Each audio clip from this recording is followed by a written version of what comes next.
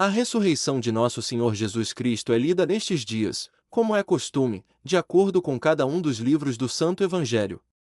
Na leitura de hoje, ouvimos Jesus Cristo repreendendo seus discípulos, seus primeiros membros, seus companheiros, porque eles não acreditavam que o mesmo cuja morte eles lamentavam estava vivo.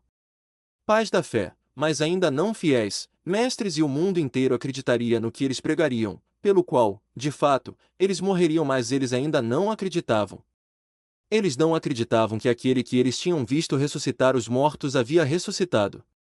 Eles foram justamente repreendidos, eles estavam se dando a conhecer, para que eles soubessem o que seriam para si mesmos, aqueles que seriam muito gratos a ele.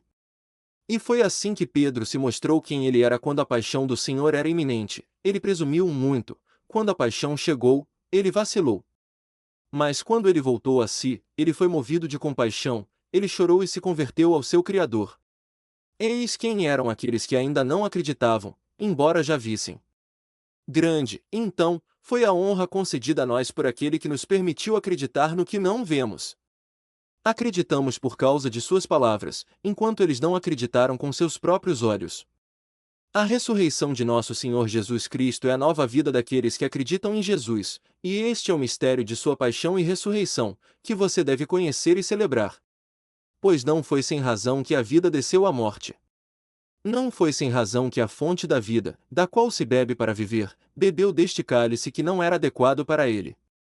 Pois a morte não era adequada para Cristo. De onde veio a morte?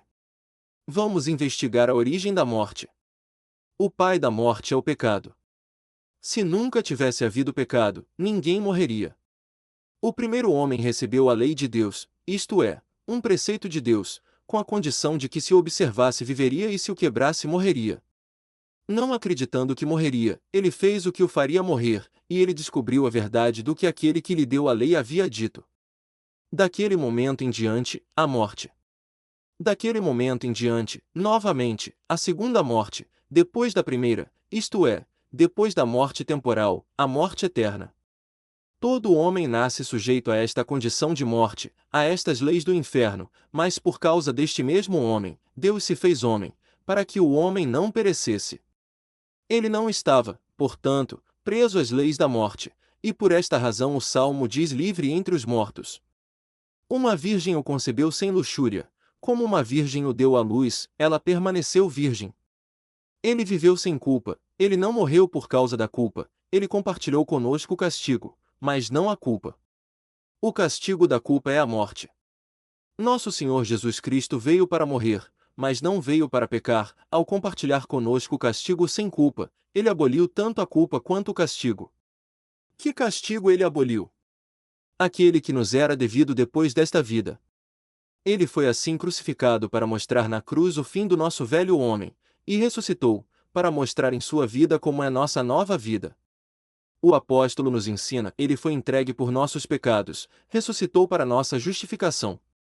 Como sinal disso, a circuncisão foi dada aos patriarcas no 8º dia, todo homem tinha que ser circuncidado. A circuncisão era feita com facas de pedra porque Cristo era pedra. Esta circuncisão significava a expoliação da vida carnal que seria realizada no 8º dia pela ressurreição de Cristo. Pois o 7º dia da semana é o sábado, no sábado o Senhor jazia no túmulo, o 7º dia da semana. Ele ressuscitou no 8º dia.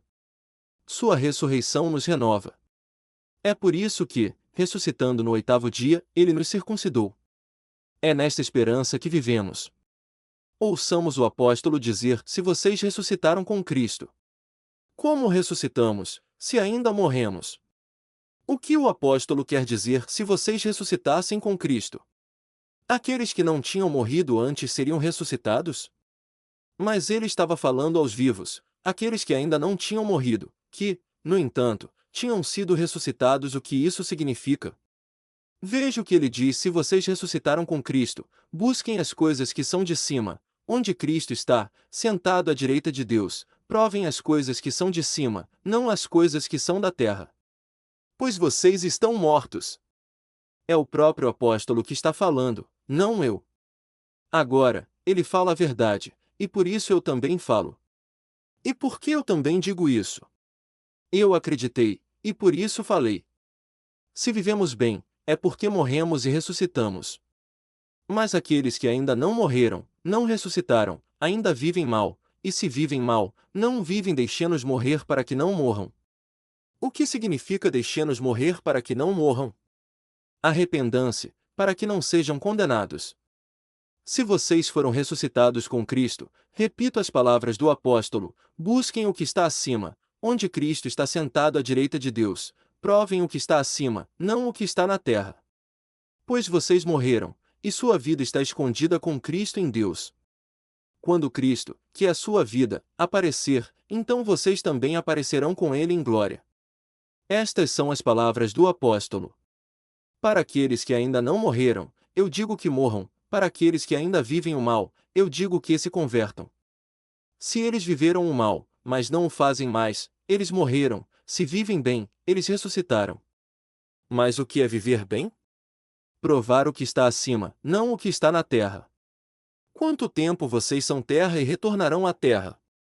Quanto tempo vocês lamberão a terra? Vocês lambem a terra, amando-a, e se tornam inimigos daquele de quem o Salmo diz: seus inimigos lamberão a terra. O que vocês eram? Filhos dos homens. O que vocês são? Filhos de Deus. Ó filhos dos homens, até quando vossos corações estarão pesados? Por que amais a vaidade e buscais mentiras? Que mentira buscais? O mundo. Quereis ser feliz, eu sei disso. Dai-me um homem que seja ladrão, criminoso, fornicador, malfeitor, sacrílego, manchado por todos os vícios, enterrado em toda a imundícia e maldade, mas que não queira ser feliz. Sei que todos vós quereis viver felizes, mas o que faz um homem viver feliz é o que não quereis buscar. Aqui buscais ouro, pensando que com ouro sereis felizes, mas o ouro não vos faz felizes. Por que buscais ilusão? E com tudo que buscais aqui, quando buscais coisas mundanas, quando fazeis amando a terra, quando fazeis lambendo a terra, sempre almejais isto ser feliz. Agora, nada na terra vos faz feliz. Por que nunca parais de buscar mentiras? Como então sereis felizes? Ó filhos dos homens, até quando estareis de coração pesado, vós que sobrecarregais os vossos corações com coisas terrenas? Até quando os homens estiveram de coração pesado? Eles estavam de coração pesado antes da vinda de Cristo, antes da ressurreição de Cristo. Até quando estareis de coração pesado? E por que amais a vaidade e buscais mentiras? Querendo ser feliz, buscais as coisas que vos fazem miseráveis. Aquilo em que estáis caindo é enganoso, o que buscais é uma ilusão. Quereis ser feliz? Eu vos mostrarei, se vos agradar, como sereis feliz. Vamos continuar mais adiante no versículo do Salmo: até quando estareis de coração pesado? Por que amais a vaidade e buscais mentiras? Saibam, o quê? Que o Senhor engrandeceu o seu santo. Cristo veio às nossas misérias, sentiu dor, sede, fadiga, dormiu, fez coisas maravilhosas, sofreu coisas duras, foi açoitado, coroado de espinhos, coberto de cuspe, esbofeteado, pregado em uma árvore, trespassado por uma lança, colocado em um túmulo. Mas no terceiro dia ele ressuscitou, terminando o seu sofrimento, morrendo a morte. Venha, mantenha seus olhos na ressurreição de Cristo, pois o Pai desejou tanto engrandecer seu santo, que o ressuscitou dos mortos e lhe deu a honra de sentar-se à sua direita no céu. Ele lhe mostrou o que você deve provar se quiser ser feliz, porque você não pode ser feliz aqui. Nesta vida você não pode ser feliz, ninguém pode. Você deseja uma coisa boa, mas o que você deseja não é encontrado nesta terra. O que você deseja? A vida abençoada. Mas ela não reside aqui. Se você estivesse procurando ouro em um lugar onde não havia nenhum, alguém, sabendo que ele não existia, lhe diria: por que você está cavando? O que você está pedindo à terra? Você está cavando um poço no qual você só terá que descer, e no qual você não encontrará nada. O que você diria a tal conselheiro? Estou procurando ouro. Ele lhe diria: não nego que aquilo a que você desceu existe, mas não existe onde você está procurando. Assim também, quando você diz quero ser feliz, você quer uma coisa boa, mas ela não pode ser encontrada aqui. Se Cristo a tivesse aqui, eu também a teria. Veja o que ele encontrou nesta região da sua morte vindo de outros lugares. O que ele encontrou aqui, exceto o que é abundante? Sofrimento, dor, morte. Ele comeu com você o que estava na cela da sua miséria. Aqui ele bebeu vinagre, aqui ele teve bile. Isto é o que ele encontrou em sua morada. No entanto, ele o convidou para a sua grande mesa, para a mesa do céu, para a mesa dos anjos, onde ele é o pão. Descendo aqui, e recebendo tantos males de sua cela, ele não apenas não rejeitou sua mesa, mas prometeu a você a sua própria. E o que ele nos diz? Creia, creia que você chegará às coisas boas da minha mesa, pois eu não retive os males da sua. Ele tirou o seu mal e não lhe dará o seu bem? Sim, ele dará.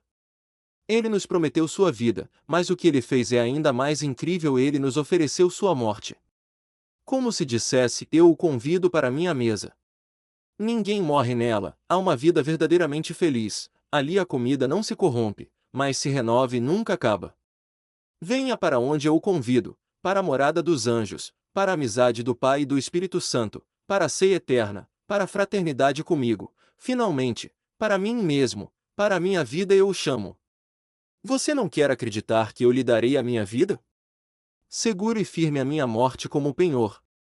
Agora, portanto, enquanto vivemos nesta carne corruptível, morramos com Cristo pela conversão dos costumes, vivamos com Cristo pelo amor da justiça. Não receberemos a vida abençoada até que venhamos até aquele que veio até nós e comecemos a viver com aquele que morreu por nós.